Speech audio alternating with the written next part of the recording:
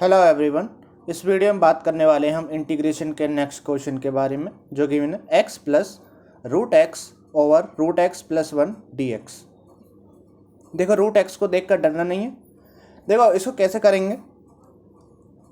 सबसे पहले फोकस करना इस एक्स पे। क्या इस एक्स को मैं root x into root x लिख सकता हूँ?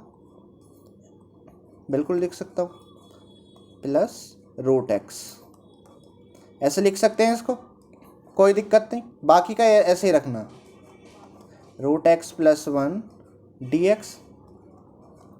अब क्या करना, न्यूमरेटर के फैक्टर करनी है। न्यूमरेटर के फैक्टर कर दो। तो जब न्यूमरेटर के फैक्टर करोगे, यहाँ पे देखो रूट एक्स और रूट एक्स दोनों टर्म में कॉमन है। एक टर्म तो ये है और एक सिंगल टर्म ये है, ठीक है। तो रूट एक्स यहाँ से लेंगे तो एक रूट एक्स यहाँ पे बच जाएगा और दूसरे वाले टर्म से केवल 1 बचेगा। तो हम इसको लिख लेंगे, रूट एक्स बाहर आ जाएगा, अंदर बचेगा। देखो, अगर ये वाले रूट एक्स मैंने बाहर ले लिए तो एक तो यहाँ पे ये बच जाएगा, ठीक है, और इसकी जगह बचेगा 1, ठीक है। कभी कभी मिस्टेक हो जाती है, केवल रूट एक्स छोड़ जाते हैं अंदर ब्रैकेट में, जो कि गलत हो जाएगा। रूट एक्स प्लस 1 ओवर नीचे क्या है, root x plus 1, root x plus 1 dx। अब ध्यान से देखो, रूट एक्स प्लस 1 न्यूमरेटर में भी है, रूट एक्स प्लस 1 डिनोमिनेटर में भी है। तो इसे कैंसिल कर सकते हैं, तो इसको कर देंगे हम कैंसिल। तो हमारे पास बचा केवल रूट एक्स बचा। रूट एक्स का इंटीग्रेशन तो हमें करना था। देखो बहुत आसान बन गया। रूट एक्स को कैसे लिख सकते हैं? ये जो रूट एक्स लिखा है इसका मतलब क्या है, एक्स की पावर 1/2। यही तो मतलब है इसका, एक्स की पावर 1/2। स्क्वायर रूट का मीनिंग कितना होता है, एक्सपोनेंट 1/2। अब इसका पावर रूल लगा के हम इंटीग्रेशन कर देंगे। तो पावर रूल क्या कहता है, जो भी पावर दे रखी है उसमें एक ऐड कर देना। जो चीज़ इसके एक्सपोनेंट में लिखी है उसी चीज़ से डिवाइड कर देना, यानी 1/2 प्लस 1। साथ में एक चीज़ और लिखते हैं, वो है इंटीग्रेशन कांस्टेंट। इसको सिंप्लीफाई कर लेते हैं। तो 1/2 प्लस 1 कैसे करेंगे सॉल्व? यहाँ पे देखो, मैं सॉल्व करके दिखाता हूँ। 1/2 प्लस 1, तो क्या करेंगे, इस 1 को मुझे क्या करना है, पहले फ्रैक्शन में लिखना है। 1 को मैं 1/1 लिख सकता हूँ।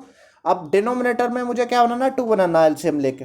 तो मुझे क्या करना पड़ेगा, इसमें 2 की मल्टीप्लाई और 2 का डिवाइड करना पड़ेगा।